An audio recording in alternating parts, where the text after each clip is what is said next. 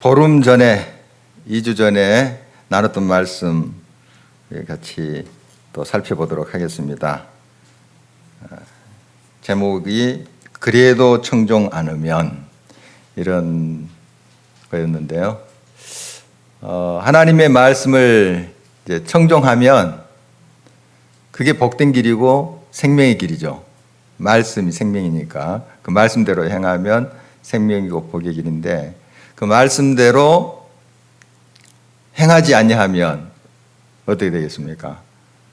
벌을 받죠. 이게 너무 분명한 사실이죠. 성경에서 계속 이 말씀을 하고 있는 것입니다. 율법이라는 것이 그렇습니다.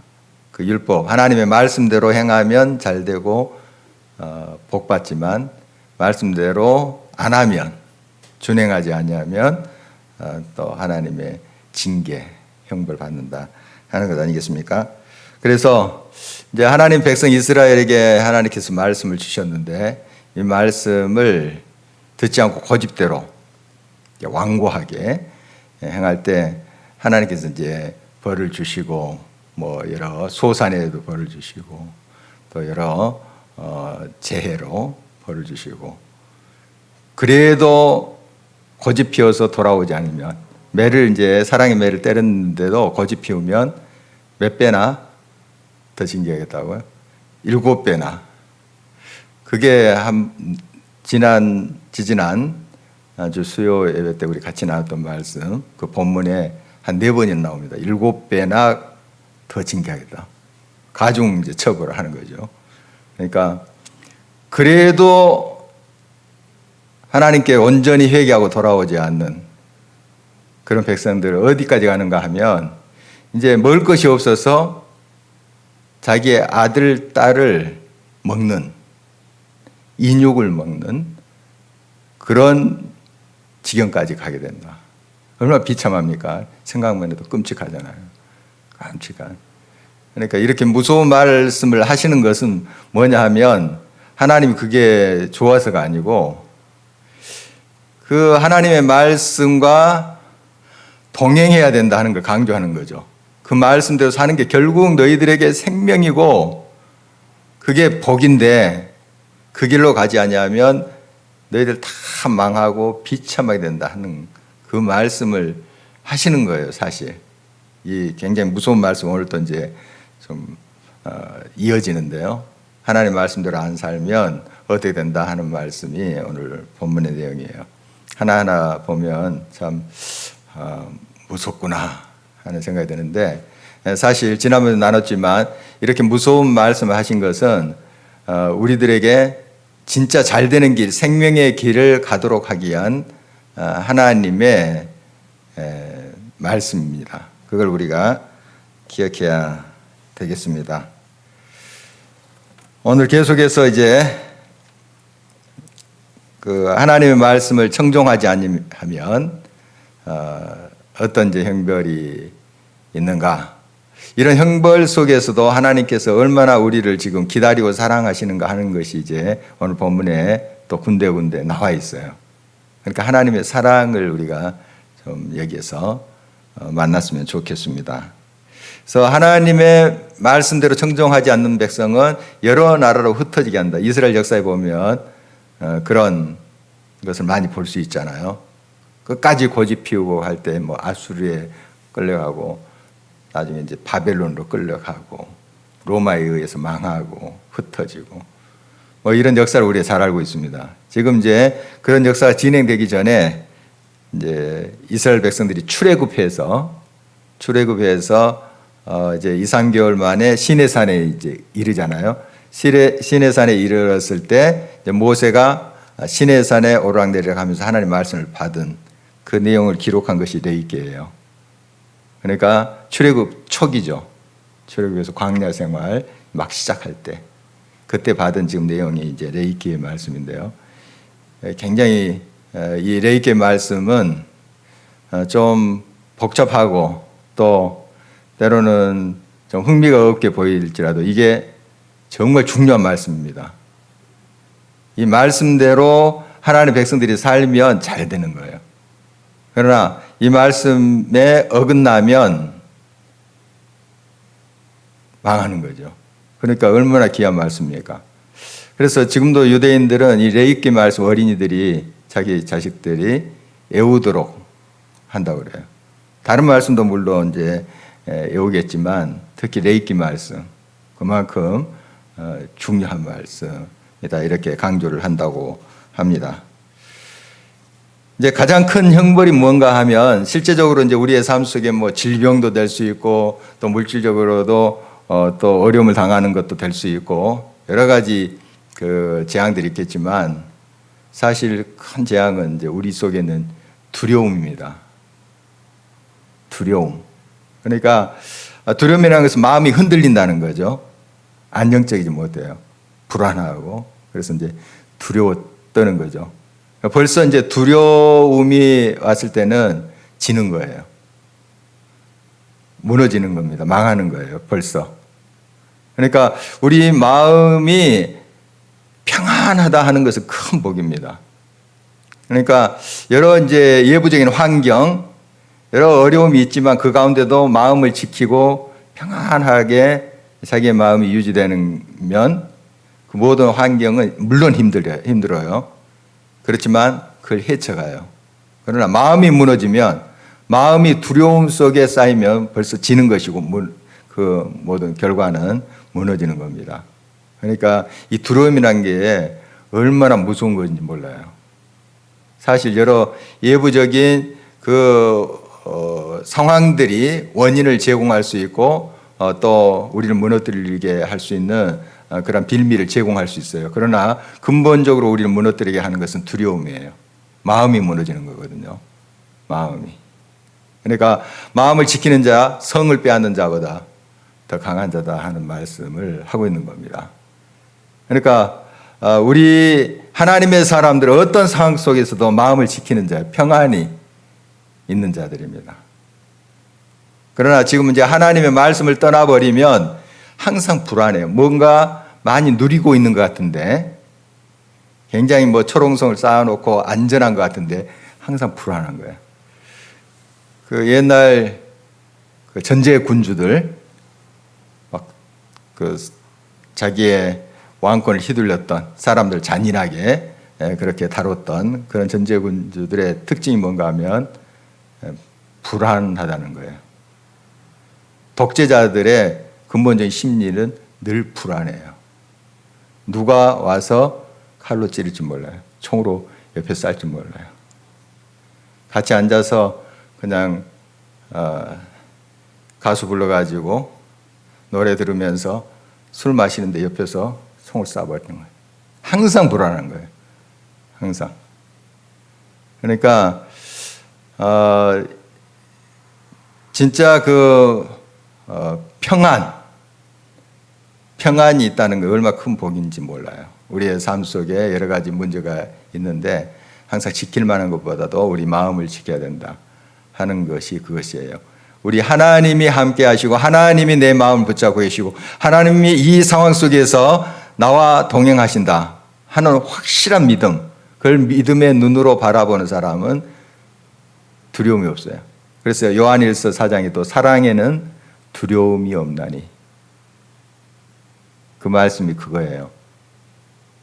사랑하는 사람이 있으면 두려움이 없어져요. 내 마음에 사랑이 가득 차 있으면 두려움이 없어져요. 반대로 지금 두려워하고 있다는 것은 내가 사랑을 온전히 품고 살지 못하기 때문에 그렇습니다. 하나님은 사랑이시라. 하나님이 나와 함께 하십니다. 내 속에 늘 좌정하셔서 계십니다. 우리는 항상 그 하나님에서 평안한 샬롬의 삶을 살아야 되는데 왜 이렇게 이제 샬롬을 잃어버리느냐? 불안, 두려움이 내 삶을 덮느냐? 말씀을 떠나기 때문이에요. 말씀을 떠나기 때문에. 말씀을 청종하지 아니하면 이 형벌이다는 거. 두려움은 형벌입니다. 이미 결과가 정해졌어요. 두려워하는 자에게는. 그 맹수 이야기 여러분 많이 듣잖아요. 맹수가 두려움의 진동을, 파장을 느낀대요. 아, 저 사람이 지금 두려워하고 있구나. 이걸 느낀대요. 그러면 달려드는 거죠. 그런데 두려워하지 아니하면 맹수도 느낀대요. 움찔한대요. 호랑이 굴에 들어가도 뭐 차리면 산다고요? 정신만 차리면 산다. 난 그 말 믿어요. 그런데 호랑이 굴에 호랑이가 아 하고 있는데 두려워하지 않을 사람 어디 있습니까? 그게 문제예요. 정신이 혼미케 되어버린다고 그래요. 그래서 그 리빙스턴 선교사이자 탐험가인 리빙스턴 있죠. 리빙스턴도 이제 파라나 사자한테 물려서 절단됐잖아요. 사자를 몇 번 만났대요. 그분이 이제 고백인데 그 사자의 이 맹수에게서 굉장히 압도적인 그런 기운이 뿜어져 나온대요. 정신을 못 차린대요. 그게 이제 눈에 보이진 않겠지만 어떤 기운이 나온대요. 이러면은 막 그 눈빛에서 또 풍겨 나오는 그런 그 기운이 있을 거 아니에요. 압도당해져 버린데 막 간이 그냥 소위 콩만해져 버린다는 거죠. 두려움에 떨게 된다는 거죠. 먹히는 거죠. 그런데 그 앞에서 담대할 수 있다면, 정신 차릴 수 있다면 이길 수 있어요. 다윗이 그랬죠. 골리앗 앞에 사울 왕도 떨었고 이스라엘 군대들도 다 떨었습니다. 다윗은 가슴을 펴고 담대히 나갔죠. 어떻게 그게 가능했을까요? 하나님이 자기와 함께함을 믿었어요. 그냥 생각하자가 아니고 그냥 하나님이 나와 함께 하신다. 나는 만군의 여호와의 이름으로 너에게 나간다. 바로 하나님을 확신히 믿고 담대함으로 가서 정확하게 이 말을 조절해서 돌팔매를 던지잖아요. 떨으면 빗나가게 돼 있어요. 아무리 평소에 잘 맞춰도. 이 양궁 선수들 이야기 많이 듣잖아요. 한순간이에요. 한순간 마음의 평정심이 사라지면 빗나가는 거예요. 우리나라 양궁 선수들 국내 대표 선수로 선발된 게 더 어렵대요. 올림픽이나 세계 선수권에 나가서 금메달 따는 것보다. 얼마나 잘하는지 그냥 금메달 따놨잖아요. 그게 아마 실력들은 크게 차이가 안 날 것 같아요. 다른 나라 사람들도. 얼마나 연습하겠어요. 우리만 연습합니까? 그런데 이 평정심 이게 대단하대요. 어떤 훈련을 어떻게 시키는지 잘 몰라도 뭐 공동묘지로 가겠다 막 이상한 소리도 들리고 여러 설이 있긴 한데 마음의 평정심 이게 이제 마음을 먹어서 되는 거 아니에요. 누구나 두려워하지 말아야지, 불안해하지 말아야지 이런 생각하지 않습니까? 누구나. 그게 마음대로 됩니까? 믿음. 하나님이 나와 함께 계신다. 하나님과 늘 동행하면서 하나님과 교제하면서 그 하나님이 나와 함께 계심이 그냥 믿어져 버리는 그때는 평안함이 있어요. 그 사랑이 내 안에 들어와서 계시는 것을 확인할 때 두려움 사라지는 거죠. 그런데 바로 하나님의 말씀이 없으니 하나님 말씀대로 준행하지 아니하니 말씀이 떠나니 말씀에서 떠나니 하나님에서 떠난 것이고 지난번에 우리가 살펴봤듯이 하나님 말씀 무시한 것은 하나님 무시하는 거예요. 하나님을 사랑하지 않는 거예요. 하나님 말씀대로 행하지 않는다는 건 그거예요. 단순히 말씀대로 내가 행하지 않았다 하는 것이 아니고 하나님을 무시하는 행위예요. 그러니 하나님과 단절됐으니 두려움이 올 수밖에 없어요. 그 자리에 불안해질 수밖에 없어요. 역으로 늘 하나님을 가까이 하고 하나님과 사귀고 그 하나님의 말씀이 항상 내 심령 속에 살아있을 때는 내가 뭐 두려워하지 말아야지 결심 안 해도 두려움이 사라지게 됐습니다. 하나님이 계시니까. 모든 두려움보다도 불안보다 크신 하나님. 그분이 계시니까 두려움은 사라지게 돼 있어요. 두려움. 36절 오늘 본 말씀. 한번 같이 읽어보도록 하겠습니다. 시작. 너희 남은 자에게는 그 원수들의 땅에서 내가 그들의 마음을 약하게 하리니 그들은 바람에 불린 잎사귀 소리에도 놀라 도망하기를 칼을 피하여 도망하듯 할 것이요 쫓는 자가 없어도 엎드러질 것이라. 이제 범죄로 인해서 여러 나라 흩어진 사람들 이야기예요. 하나님 백성인데 지금 범죄함 속에 있기 때문에 불안한 거예요. 쫓는 자가 없어도 막 도망가고 그 바람에 불린 잎사귀 소리에도 막 놀라가지고 막 도망가고 두려움이죠, 두려움. 그러니까 우리가 그런 잎사귀 소리나 그런 소리에 막 우리가 두려워하지는 않잖아요. 지금. 그런데 이게 하나님을 떠난 백성들, 이런 백성들의 모습은 이 두려움에 이렇게 휘어잡힌다 하는 것입니다. 벌써 스스로 파멸을 당하고 있는 그런 모습이죠. 그리고 서로 짓밟혀 넘어진다 하는 말씀이 37절에 따라오고 있습니다. 정말 얼마나 무서운 형벌입니까? 두려움은 형벌입니다. 사사기 6장에 보면은 기드온 시대의 이야기가 기록되어 있죠. 우리가 잘 아는 기드온과 300용사 그 이야기 잘 알고 있죠. 기드온 시대에 그 미디안이 이스라엘 괴롭혔습니다. 그래서 기드온도 사실 굉장히 두려워하고 있었어요. 이스라엘 범죄 때문에 하나님께서 이렇게 미디안을 들어서 치셨거든요. 범죄했기 때문에 하나님 말씀대로 안 살았기 때문에 치셨는데 백성들이 굉장히 두려워하고 있었어요. 나중에 물론 이제 기드온은 하나님 만나게 되죠. 그리고 그 두려움을 이제 떨치고 300명 용사 데리고 미디안을 이겼던 사건 우리 잘 알고 있습니다. 여러분 늘 하나님과 동행하셔야 돼요. 동행한다는 것은 하나님 말씀과 늘 기도 속에 하는 교제해야 되는 거예요.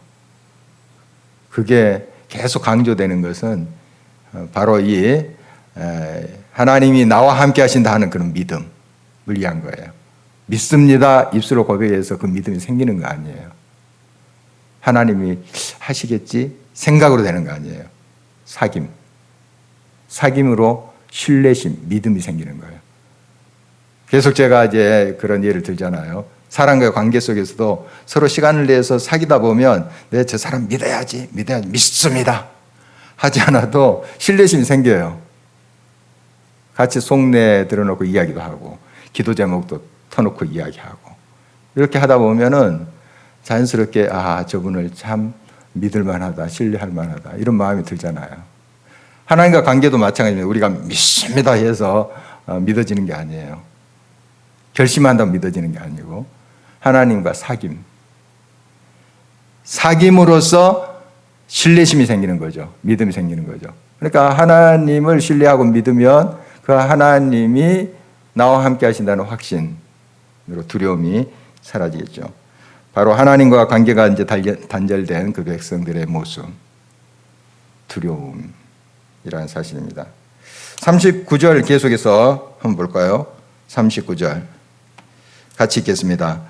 너희 남은 자가 너희 원수들의 땅에서 자기의 죄로 말미암아 쇠잔하며 그 조상의 죄로 말미암아 그 조상같이 쇠잔하리라. 다 그런 말이죠. 지금 이렇게 열방으로 그 죄 때문에 흩어졌던 사람들이 계속 죄 가운데 뉘우치지 않고 회개하지 않고 있는 그런 상태의 결과 쇠잔하리라. 이것이 결론입니다. 너무 분명한 사실입니다. 그러나 이런 이제 형벌 중에도 하나님의 긍휼하신 자비하심이 엿보여요. 오늘 본문 말씀 보면은 35절 한번 같이 읽어보도록 하겠습니다. 너희가 그 땅에 거주하는 동안 너희가 안식할 때에 땅은 쉬지 못하였으나 그 땅이 황무할 동안에는 쉬게 되리라. 이런 말씀인데 이제 유대 땅 예루살렘 포함한 유대 땅에서 쫓겨나게 됐죠. 열방으로 쫓겨나게 됐는데 그러면 그 예루살렘과 유대 땅은 이제 황무하게 되겠죠. 막 잡초가 일어나고 막 이런. 그런데 결과적으로 그 땅이 안식하게 되리라, 쉬게 되리라. 나중에 이제 돌아오게 하겠다는 것을 전제로 하시는 거예요. 그래서 좋은 땅으로 하나님께서 또 유지시키는 모습을 봅니다. 그러니까 물론 죄를 안 짓고 계속 그 유대 땅에서 살아야 더 하나님께 아름답게 서 있는 모습이겠죠. 그러나 우리의 실수로 여러 어려움이 있는데 그 어려운 환경도 하나님께서 나중에 복으로 바뀌시는 그런 계획을 가지고 계시는 거예요. 그러니까 지금 이제 여러 질병, 또 실패, 어려움 이런 것이 있어요. 그런 걸 우리가 안 당하도록 항상 하나님과 동행하면서 하나님의 이제 믿음 가운데 사는 것이 중요한데, 혹시 또 우리가 그런 우리의 실수로, 어떤 훈련의 과정이 아니라 우리의 실수로 여러 어려움을 당했을 때 그 환경조차도 하나님께서 나중에 합력해서 선을 이루시기 위해서 이용하신다는 계획을 가지고 계세요. 이게 하나님의 긍휼이십니다. 자비하심. 그래서 그 유대 땅이 황무하게 되지만 그 땅이 안식하는, 쉬게 되는 그것을 하나님 미리 계획하고 있는 그런 모습입니다. 그리고 이런 이제 여러 징계 속에서 참으로 회개하고 뉘우치고 돌아오면 하나님께서 또 품어주시고 회복시켜 주시는 것을 보게 됩니다. 40절, 41절까지 계속 우리가 한번 읽어보도록 하겠습니다. 그들이 나를 거스린 잘못으로 자기의 죄악과 그들의 조상의 죄악을 자복하고 또 그들이 내게 대항함으로 나도 그들에게 대항하여 내가 그들을 그들의 원수들의 땅으로 끌어갔음을 깨닫고 그 할례 받지 아니한 그들의 마음이 낮아져서 그들의 죄악의 형벌을 기쁘게 받으면, 자복하고 깨닫고 자기 마음을 낮아지게 하면 무슨 말입니까? 회개하면, 돌이키면 바로 그리고 죄악의 형벌을 기쁘게 받으면 41절 끝에쯤 보면 죄악의 형벌을 기쁘게 받으면, 맞을 것은 내 맞겠다 한 자세가 필요합니다. 죄를 범했을 때 그걸 모면하려고만 해서는 안 되고 그 죄의 값은 내가 받겠다. 하나님 그 죄의 값 그대로 갚지는 않아요. 사실 그대로 우리가 죄 지은 대로 하나님 다 치시면 우리가 남아나질 않죠. 그러나 우리의 자세는 내가 실수를 했으면 그 실수에 대한 책임을 지겠다 하는 자세가 필요하다는 거예요. 형벌을 기쁘게 받으면 이게 이제 진정한 회개의 모습이에요. 그러니까 하나님 앞에 입술로 자복하고 인정하고 잘못했습니다. 내가 이러이러한 것에 하나님 뜻대로 하지 못했습니다. 많은 사람들을 아프게 했고 상처나게 했고 공동체를 고통 속에 집어넣습니다. 입술로 고백하고 그 죄의 값을 내가 지겠습니다. 형벌을 내가 받겠습니다. 이런 태도가 중요한 거예요. 이게 진정한 회개예요. 그러면 이제 하나님께서 다 치시겠습니까? 다 그 죄를 물어서 다 징계하시겠습니까? 회개하고 돌아오는 자, 물론 때리시지만 어루만지세요. 다시 세워주십니다. 그런 하나님이시죠. 그래서 진정으로 회개하면 이런 뜻입니다. 40절, 41절은 진심으로 마음으로부터 회개하면 이제 하나님께서 바로 회복의 기회를 주시겠다 하는 그런 말씀이죠. 우리가 너무나 잘 알고 있는 요한 1서 1장 9절 말씀 우리 한번 읽어볼까요? 만일 우리가 우리 죄를 자백하면 그는 미쁘시고 의로우사 우리 죄를 사하시며 우리를 모든 불의에서 깨끗하게 하실 것이요. 여기 자백하다, 자복하다 비슷한 말인데요. 인정하다 하는 뜻입니다. 내가 잘못했습니다. 내가 이런 실수를 했습니다. 이런 죄를 지었습니다. 솔직히 가슴을 치면서 그 죄를 하나님께 인정하고 또 고백하면 주님이 용서하신다. 용서하신다. 내가 이렇게 좀 이야기하면 그냥 다 죄가 없는 것처럼 해주겠지. 그게 아니고 그냥 죄의 값을 받겠습니다. 이렇게 가야죠, 우리는. 내가 그 형벌을 받겠습니다. 맨 맞겠습니다. 이게 진정한 회개 아닙니까? 그럴 때 주님께서 그 마음을 보시고 또 용서해 주시고 싸움해 주시고 하는 것을 이제 우리가 또 경험하게 됩니다. 이제 이렇게 주님 앞에 뉘우치면 회복하시리라 하는 말씀인데요. 42절 계속해서 보겠습니다. 42절. 내가 야곱과 맺은 내 언약과 이삭과 맺은 내 언약을 기억하며 아브라함과 맺은 내 언약을 기억하고 그 땅을 기억하리라. 기억하리라는 말씀이 계속 나오죠. 바로 참으로 우리가 뉘우치고 하나님 앞에 바로 오면 하나님께서 원래 약속하신 바를 다 이루신다. 지키신다. 아브라함과 야곱과 그 이삭에게 하셨던 조상들에게 약속하셨던 것을 너희들이 다 이룬다. 그러니까 약속의 땅 다 이루고 또 영원히 너와 함께 하리라 하는 동행의 임마누엘의 약속을 지키시겠다 하는 거죠. 이걸 다시 한번 이제 상기시키고 있는 것입니다. 하나님 꼭 약속하신 바를 지키신 분이에요.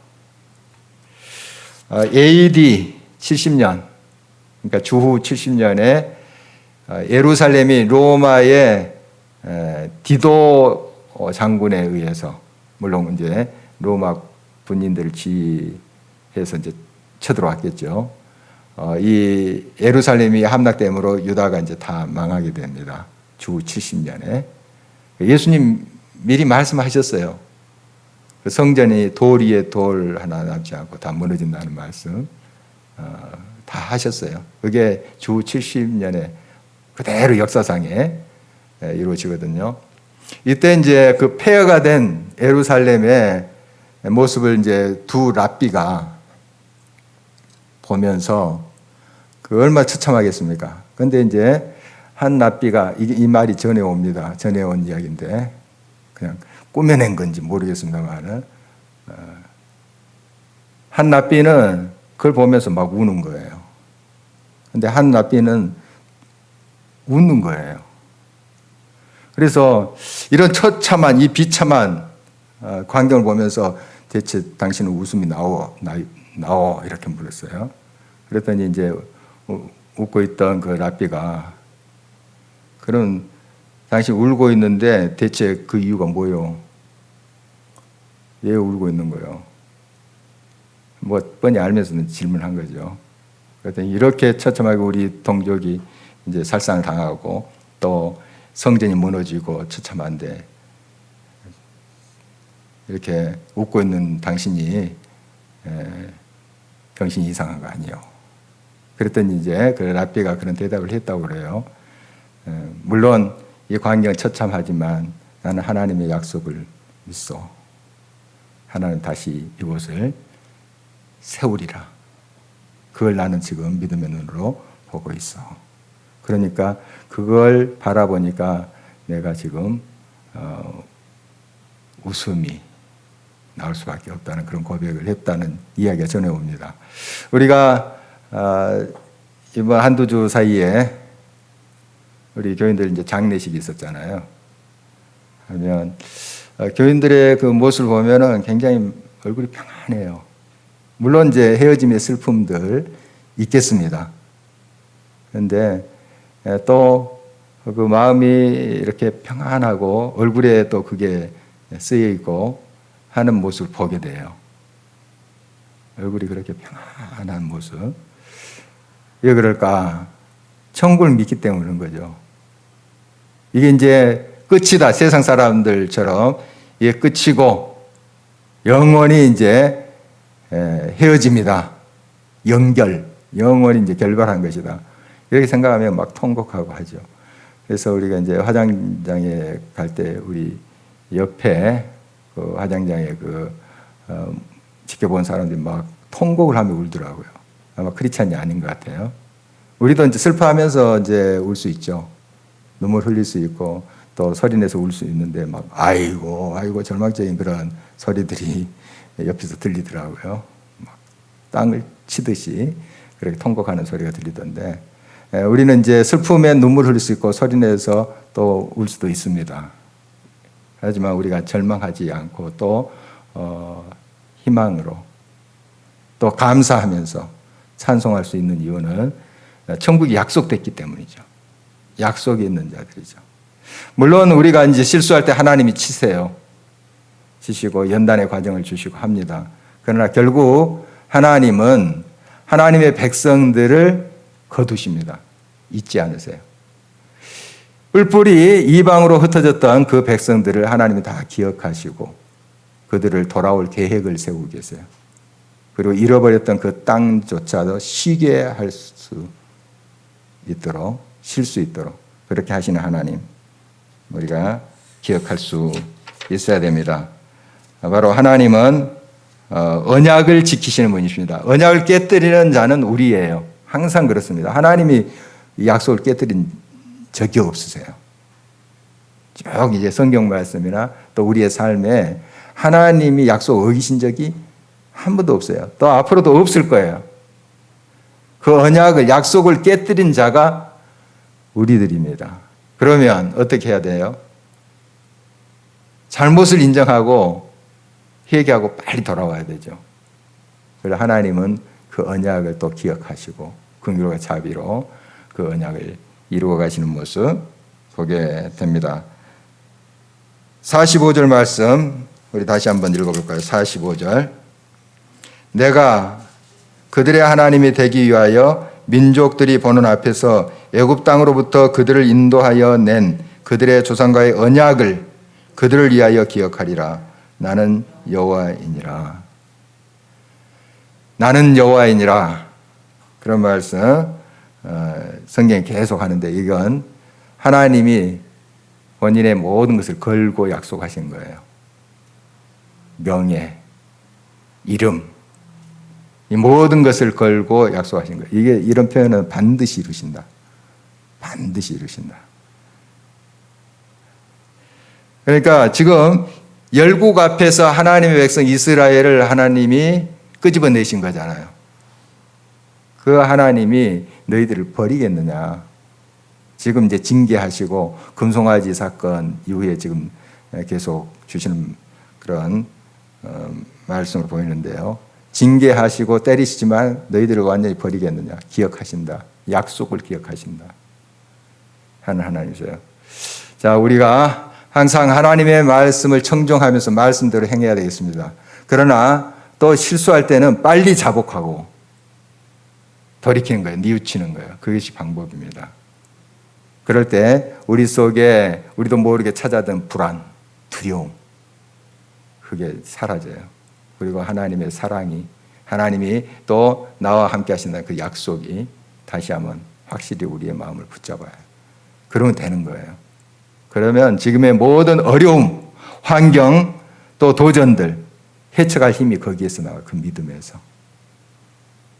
두려움은 사라지고 주님이 함께 하십니다. 그래서 합력해서 선을 이루세요. 폐허가 된 그것도 다 이용하세요. 다 하나님께서 아름답게 하세요. 이 믿음을 가지고 승리하는 저와 여러분 되시기를 간절히 바랍니다. 기도하시겠습니다.